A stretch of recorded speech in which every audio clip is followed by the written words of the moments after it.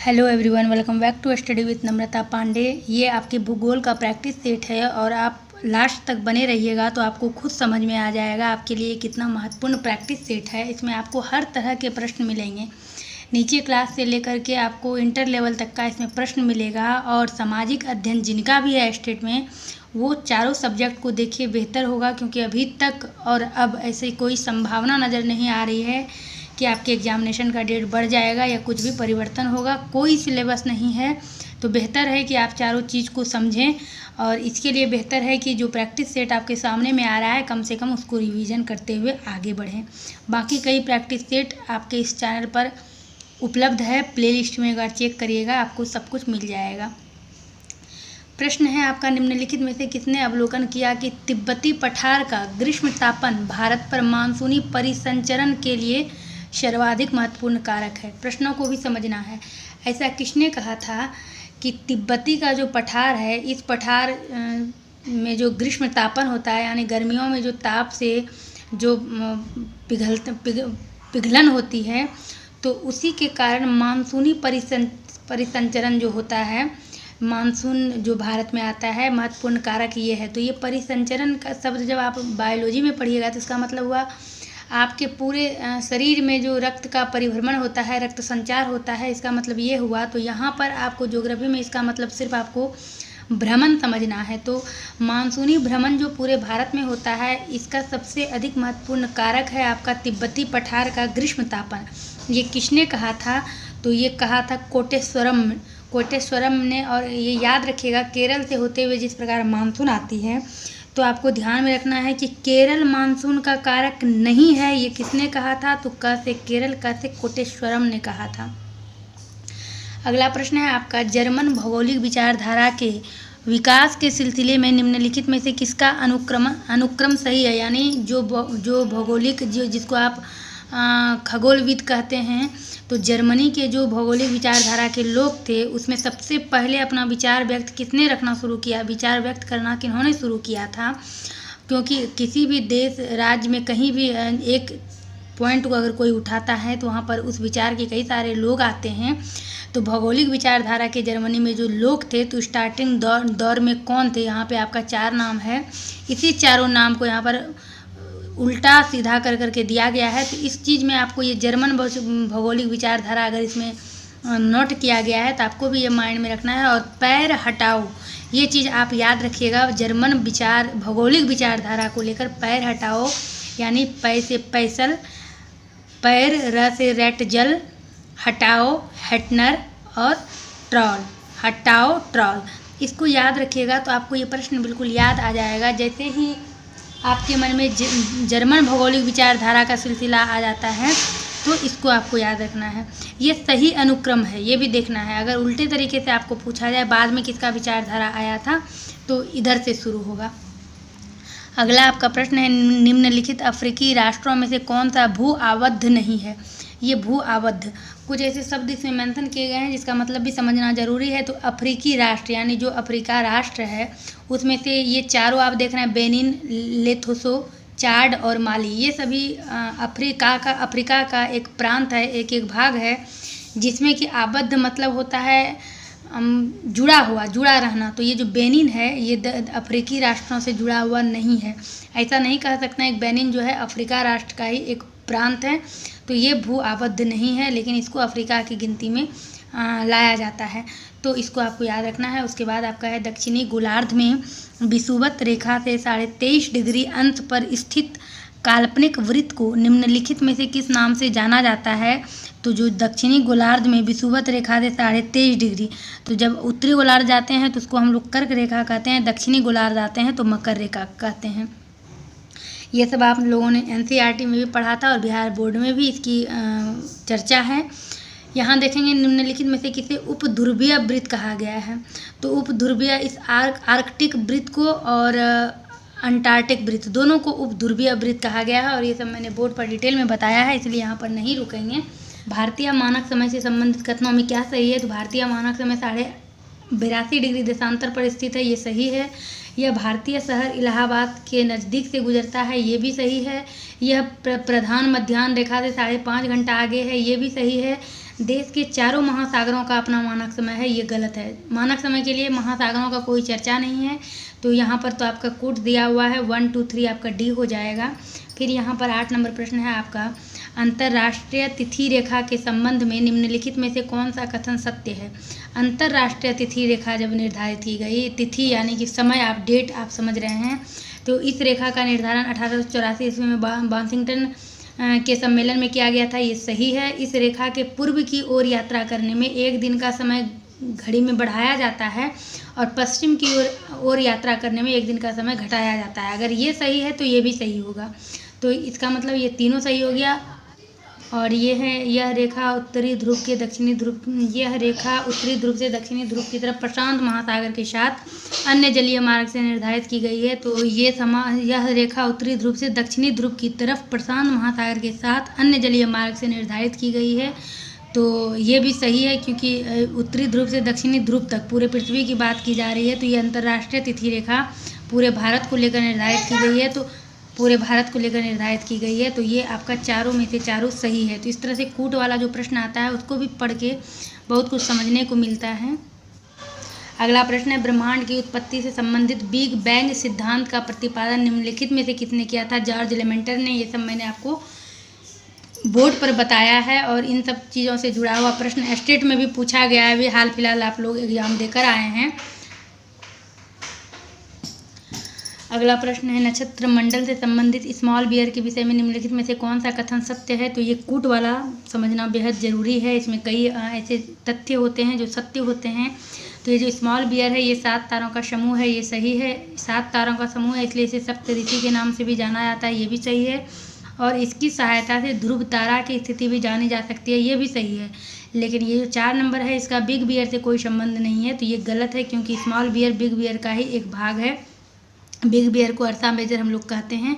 तो इसमें 1 2 और 3 सही हुआ है, तो ये आपका बी हो गया। अगला है आपका, निम्नलिखित में से किस ग्रह को सुबह का तारा कहा जाता है। तो सुबह हम लोग कहाँ से देखते हैं, हम लोग देखते हैं पृथ्वी से। पृथ्वी से ही हमें एहसास होता है, सुबह हुई शाम हुई। तो पृथ्वी का सबसे नज़दीक ग्रह शुक्र है, तो शुक्र को ही सुबह का तारा कहते हैं। और पृथ्वी का सबसे नज़दीक ग्रह कौन सा है, तो ये शुक्र है, जो कि अभी ऊपर में हमने देखा। शुक्र को ही पृथ्वी की जुड़वा बहन भी कहते हैं। और सूर्य का सबसे दूरस्थ ग्रह निम्नलिखित में से कौन सा है, ये अरुण है। इन सब प्रश्नों पर नहीं रुक रहे हैं, क्योंकि ये सब आपने डिटेल में समझा है। और ये जो आपका अरुण वरुण जो है, इसके इंग्लिश को भी आप लोग याद कर लीजिएगा। और अगला है आपका, सूर्य ग्रहण के संबंध में निम्नलिखित में से कौन सा कथन सत्य है। तो सूर्य और पृथ्वी के बीच चंद्रमा के आने से यह घटित होता है, ये सत्य है। सूर्य ग्रहण पूर्ण और आंशिक दोनों हो सकता है, ये भी सत्य है। एक वर्ष में अधिकतम 6 सूर्य ग्रहण हो सकते हैं। तो ये जो है आपका, एक वर्ष में अधिकतम 6 सूर्य ग्रहण हो सकते हैं, तो ये गलत है। इसको आपको दिमाग में रखना है कि कम से कम 2 और अधिक से अधिक 5 बार साल भर में सूर्य ग्रहण होता है। और सूर्य ग्रहण की अधिकतम अवधि जो है ये 7 मिनट की होती है, और कम से कम ये 2.5 मिनट की होती है। ये दोनों आपको याद रखना है। तो इसमें सही 1 और 2 है, तो आपका बी हो जाएगा। और धरातल पर सबसे अंत में पहुंचने वाली भूकंपीय तरंगों में निम्नलिखित में से कौन सी है, तो ये एल तरंग है। और ये प्रश्न तो आप लोगों ने सीटेट में भी कई बार आंसर इसका किया है। भूमंडल की संरचना में मेंटल से संबंधित निम्नलिखित कौन सा कथन सत्य है। तो भूमंडल का प्रॉपर्टी के नीचे के भाग को मेंटल कहते हैं, सही है। इसकी गहराई 2900 किलोमीटर है, सही है। मेंटल का घनत्व भू प्रॉपर्टी की चट्टानों के घनत्व से कम है, ये गलत है। और मेंटल के नीचे क्रूड स्थित है। तो 1 2 और 4 इसका सही हुआ है। तो ये होगा आपका 1 2 4 सही हुआ है। पृथ्वी की उत्पत्ति गैसीय और कुंडली के आकार की निहारिका से हुई है, ये सिद्धांत किन्होंने दिया था। तो ये लॉर्ड केल्विन का ये मानना है। और भूकंप के संबंध में निम्नलिखित में से कौन सा कथन सत्य है। तो भूगर्भ से ऊर्जा के विमुक्त होने से भूकंप के झटके आते हैं, ये सही है। भूकंप का उद्गम केंद्र फोकस कहलाता है। और फोकस के ठीक ऊपरी हिस्से को एपी सेंटर कहते हैं, अधिकेंद्र इसको हिंदी में कहते हैं। और भूकंप द्वारा सर्वाधिक क्षति का कार्य एपी सेंटर पर होता है। तो इसमें आपका चारों का चारों सही है, तो आपका इसमें डी हो जाएगा। तो इस तरह से आप समझ भी रहे हैं एक टॉपिक का मतलब आप समझ रहे हैं। भूकंप से संबंधित 4 लाइनों को आपने इसमें समझ लिया है। अगला प्रश्न है आपका, निम्नलिखित में से कौन सी स्थल आकृति ज्वालामुखी द्वारा निर्मित है। ज्वालामुखी के फटने से कौन सी स्थल की आकृति बनती है। क्रेटर तो आप जानते ही हैं, ज्वालामुखी के जो मुख होता है उसको ही क्रेटर कहते हैं। और दूसरा जो है ये डाइक भी है। और काल्डेरा भी है। मैदान का निर्माण ज्वालामुखी से नहीं होता है, तो 1, 2 और 3 यानी कि डी नंबर आपका होगा। और अगला प्रश्न है आपका, ये जो है युग्म सही करना है, कौन सा ज्वालामुखी कहाँ है, तो जापान में फ्यूजियामा है, ये सही है। और हवाई द्वीप में मोनोलोआ है, लिपारी द्वीप में स्ट्रोम्बोली है, ये तीनों सही है, ये तीनों सही है, तो 1, 2, 3 होगा, 20 का सी नंबर हो जाएगा। अगला है, विश्व में सर्वाधिक ऊंचाई पर अवस्थित झील निम्नलिखित में से कौन सा है, तो ये आपका टीसो सिरकन झील जो है ये सबसे ऊंची जगह पर ये स्थित है। और नदी के निक्षेपण द्वारा बने मैदान में से निम्नलिखित में से कौन सा मैदान नहीं है, तो ये चारों मैदान को समझना है, कौन सा मैदान किस नदी के निक्षेपण से बना है।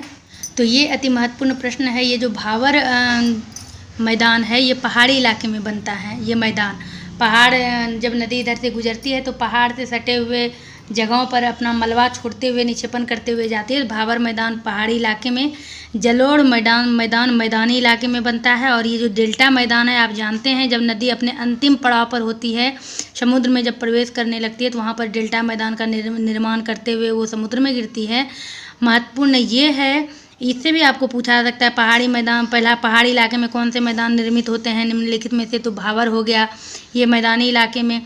महत्वपूर्ण ये है कि अगर आपसे पूछ दिया जाए कि पवन द्वारा कौन सा मैदान निर्मित होता है, निम्नलिखित में से कौन सा मैदान पवन के द्वारा निर्मित होता है, तो ये जो लोअस मैदान है ये पवन के द्वारा निर्मित होता है। कहीं कहीं आप देखते होंगे आपको मैदान तो दिखेगा लेकिन आसपास कोई नदियाँ नहीं दिखेगी। इसका मतलब है पवन अपने साथ भारी मात्रा में जो धूल कण उड़ाते हुए लाती है, उससे जो मैदान का निर्माण होता है उसको ही लोअस मैदान कहते हैं। तो ये लोअस मैदान पवन द्वारा निर्मित है, ये महत्वपूर्ण है, इसको याद रखना है। और आगे प्रश्न है आपका, नदियों के निक्षेपण के द्वारा बने द्वीपों का उदाहरण निम्नलिखित में से कौन सा नहीं है, तो कौन सा ऐसा द्वीप है जो कि नदियों के द्वारा नहीं बना है, तो ये नारकोंडम द्वीप जो कि नदियों से नहीं बना है। और ये ज्वालामुखी के निक्षेपण से, यानी ज्वालामुखी से जो भी मलबा बचता है और नदियाँ जब उसको बहा कर ले जाती है तो उससे ये नारकोंडम द्वीप का निर्माण होता है। प्रश्न है, निम्नलिखित पठारों में से कौन सा पठार अंतर पर्वतीय है। अंतर पर्वतीय का मतलब ये हुआ कि वैसा पठार जो चारों तरफ से पर्वत से घिरा हुआ हो। तो ये तिब्बत का पठार और बोलिविया का पठार जो है अंतर पर्वतीय पठार है। तो 1 और 4 हो गया आपका ये डी नंबर। निम्नलिखित में से नदी अपरदन द्वारा निर्मित आकृति कौन सी है, तो गार्ज, और गार्ज जब बड़ा आकार ले लेती है तो ये कैनियन हो जाता है। ये दोनों नदी अपरदन द्वारा निर्मित आकृति है। तो 1 और 4 इसमें भी आपका हो गया सी नंबर। अगला है आपका, निम्नलिखित में से कौन सी आकृति नदी द्वारा निर्मित नहीं है, तो ये टील मैदान जो है ये नदी द्वारा निर्मित नहीं है। गोखूर झील, जलोढ़, पंखा, छिपरिका सब नदी द्वारा निर्मित है। टील मैदान नदी द्वारा निर्मित नहीं है। ये टील मैदान मतलब टीलों का मैदान, तो टीला नदी नहीं, नदी निक्षेप करके सिर्फ मैदान का निर्माण करती है, टीले का नहीं। और मौसम से संबंधित घटित होने वाली घटना, वर्षा, आंधी, तूफान, ओलावृष्टि, कोहरा, चक्रवात आदि भूमंडल के किस मंडल से संबंधित है, तो ये आपने पढ़ा है किस मंडल से, तो यह है आपका समताप मंडल। और रेडियो तरंगों का पृथ्वी की तरफ वापस परिवर्तन किस मंडल के द्वारा होता है, तो यह है आपका आयन मंडल। सूर्य के तल पर पाए जाने वाले धब्बों को निम्नलिखित में किस नाम से जाना जाता है, तो सौर कलंक, जो कलंक धब्बा कलंक का एक प्रतीक है, तो इसको याद रखना है। और सौर स्थिरांक के संबंध में निम्नलिखित में से कौन सा कथन सत्य है, इसको समझ लीजिएगा। तो सौर स्थिरांक वायुमंडल की सीमा पर प्राप्त सूर्यताप की मात्रा है, ये सही है। अब जबकि जहाँ वायुमंडल लास्ट होता है उसकी सीमा पर है, तो ये जो है यह 2 ग्राम कैलोरी वर्ग प्रति सेंटीमीटर प्रति मिनट के बराबर होता है, ये भी सही है। उसके बाद है 1 मिनट का विकिरण 1 वर्ग सेंटीमीटर क्षेत्र में 1 ग्राम जल के तापमान को 2 डिग्री बढ़ा देता है, यानी इतनी तेज़ी से जल गर्म करता है, ये भी सही है। तो जब ये वायुमंडल की सीमा का सूर्यताप है तो फिर ये भूमंडल पर नहीं आ सकता है, ये गलत है। तो सही आपका 1, 2, 3 हो गया, यानी कि कूट यहाँ पर दिया हुआ है तो आपका डी हो गया। इनमें से कौन सा कारक भूमंडल पर तापन का वितरण प्रभावित करता है, तो जो भूमंडल पर जो ताप का वितरण करता है ये अक्षांश भी है आपका, समुद्र से दूरी भी है, समुद्री धारा भी है, वायुदाब नहीं है। तो ये आपका 1, 2, 3 डी होगा। बैरोमीटर के पारा का पहले गिरना फिर धीरे धीरे बढ़ना निम्नलिखित में से मौसम का किस स्थिति का परिचायक है, वर्षा का है। और गार्ज और कैनियन निम्नलिखित में से किसके द्वारा निर्मित आकृति है, तो अभी आपने पढ़ा है ये नदी द्वारा निर्मित है।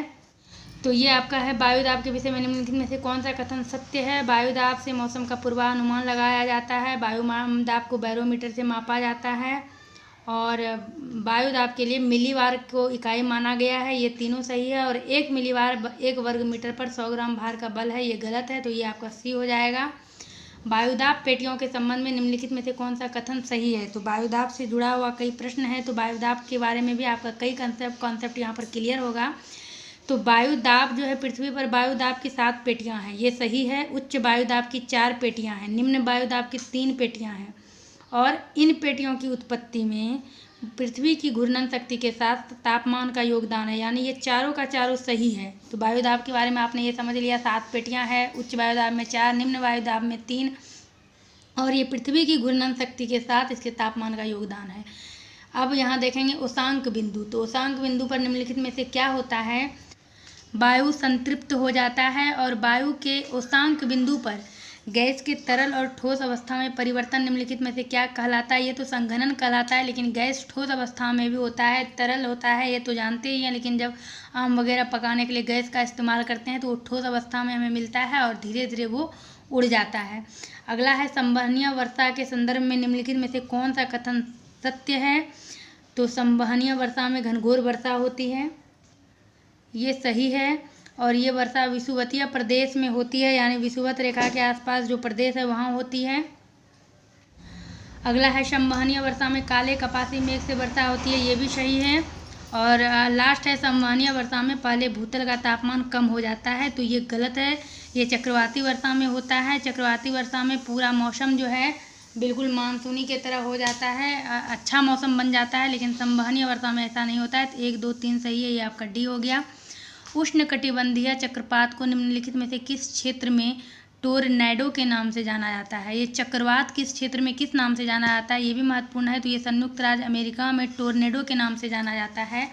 और अगले प्रश्न में कई क्षेत्र का आपको ये पता चल जाएगा चक्रवात कहाँ किस नाम से जाना जाता है। तो अभी आपने देखा ये संयुक्त राज्य अमेरिका में चक्रवात को टोरनेडो के नाम से जानते हैं, और यहाँ ऑस्ट्रेलिया दिया हुआ है, तो ये तो आपका गलत हो गया। यहाँ है संयुक्त राज्य में विली विली, तो ये भी गलत हो गया, क्योंकि अभी आपने देखा टोर्नेडो है, तो ये दोनों तो गलत हो गया, लेकिन ये दोनों आपका सही है। हरिकेन पूर्वी प्रशांत क्षेत्र में और टाइफून पश्चिमी प्रशांत क्षेत्र में। तो 1 और 2 आपका सही हो गया, तो ये आपका यहाँ पर डी हो गया। अगला है आपका प्रति चक्रवात से संबंधित निम्नलिखित कथनों में से कौन से कथन सही हैं। तो चक्रवात का जस्ट अपोजिट हो गया प्रति चक्रवात, यानी विपरीत, तो ये आपका सही है। प्रति चक्रवात के केंद्र में उच्च वायुदाब का क्षेत्र होता है। प्रति चक्रवात के आने पर वर्षा आंधी के साथ आती है और यह चक्रवात से कई गुना कम क्षेत्र पर प्रभावी होता है। और यहाँ पर है प्रति चक्रवात के केंद्र में उच्च वायुदाब का क्षेत्र रहता है, तो ये पहला दूसरा सही है, आपका ये हो जाएगा। और थोड़ा देर पहले मैंने कहा था चक्रवात वर्षा में मौसम सुहाना होता है, नहीं, प्रति चक्रवात वर्षा में मौसम सुहाना होता है। ऊपर में थोड़ा सा मिस्टेक हो गया है। अब आते हैं 42 नंबर पर।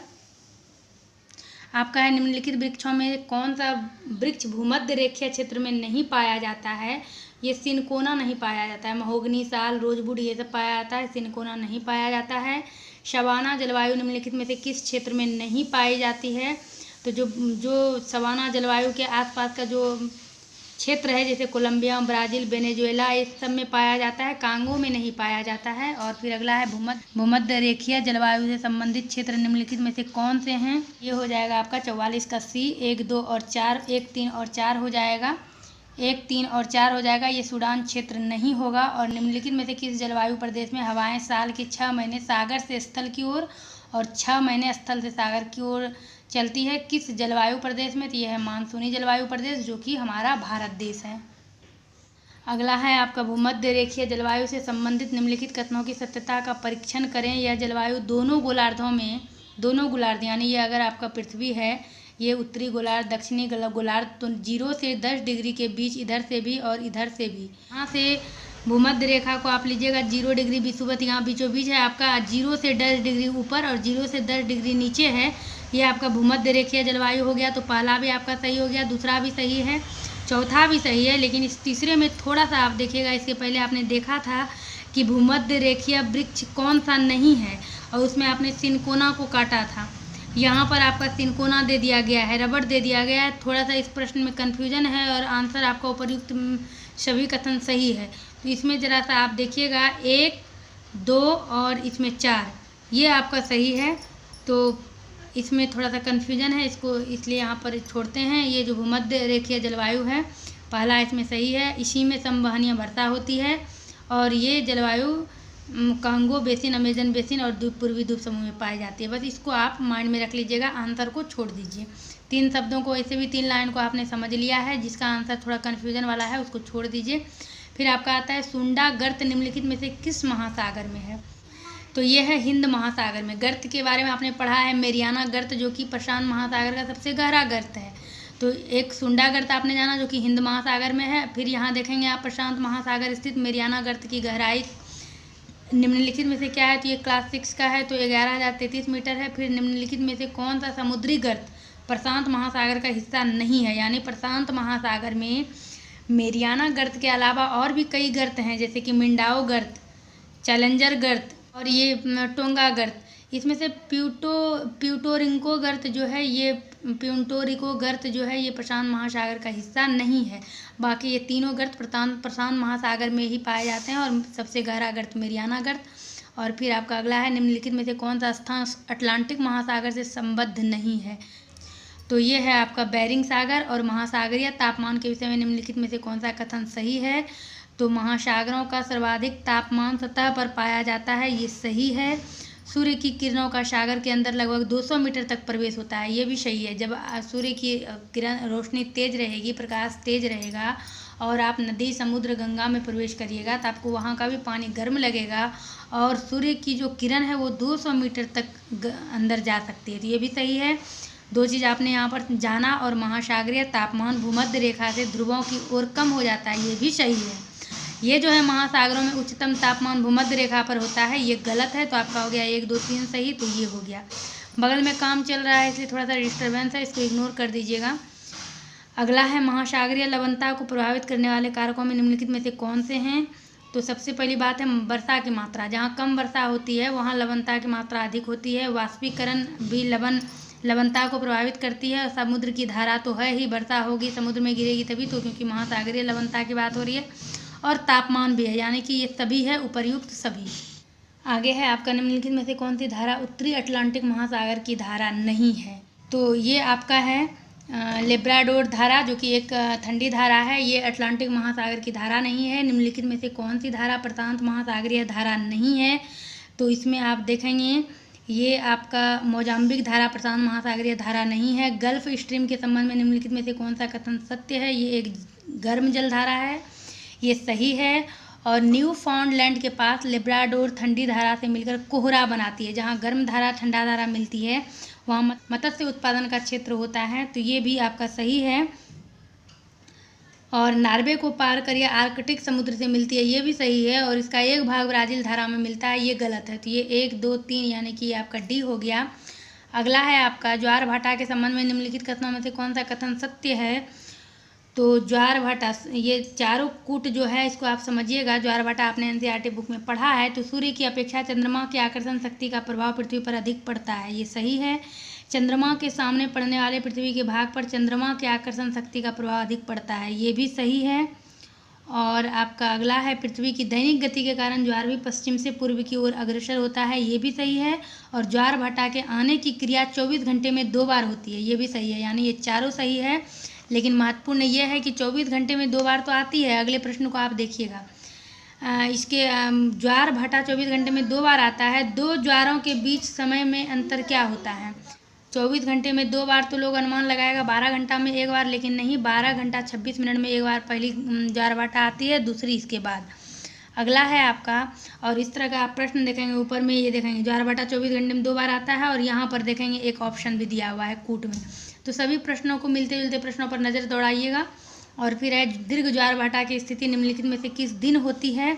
तो ये है आपका पूर्णिमा और अमावस्या के दिन होता है। निमग्न तट रेखा, रियात तट के विषय में निम्नलिखित में से कौन सा कथन सत्य है? तो निमग्न तट रेखा वही हो गया जो डूबा रहता है, जल में निमग्न रहता है। तो ये नदी घाटियों से डूबने से इस तट का निर्माण होता है, ये सही है। और इनके तटों पर चौड़ी घाटियाँ और विशाल कंगूरे मिलते हैं, ये भी सही है। इनका तटवर्ती बहुत कटा फटा होता है, ये गलत है। स्पेन और आयरलैंड में इस प्रकार की तट रेखा मिलती है, ये सही है। तो स्पेन और आयरलैंड में किस प्रकार की तट रेखा मिलती है? निमग्न, जिसे रिया तट भी के भी नाम से जानते हैं, जो कि जल में डूबा रहता है। तो ये आपका 1, 2 और 4 सही है। फिर यहाँ पर 60 नंबर प्रश्न आपका है, निम्नलिखित जल संधियों और स्थानों का कौन सा युग्म सही है? तो इसको आप देखिएगा, ये महत्वपूर्ण है, इससे आप बहुत कुछ सीख जाएंगे। तो जापान जल संधि इंडोनेशिया में है, नहीं। डैम्पियर जल संधि इंडोनेशिया में है, नहीं। सुसीमा जल संधि इंडोनेशिया में है, और बॉस जल संधि कनाडा में है। ये आपका हो गया। मृदा की सतह पर एकत्र जंतु एवं पादप अपशेष का अपघटन क्या कहलाता है? तो ये भूमिकरण कहलाता है। और ये जो 2 प्रश्न है 62 और 63, इसमें आप बहुत कुछ सीखेंगे, इसको ध्यान से सुनिएगा। इसमें है आपका पोडजोल मृदा और ये है आपका पेडोकल मृदा। इस दोनों में आप फर्क समझिएगा।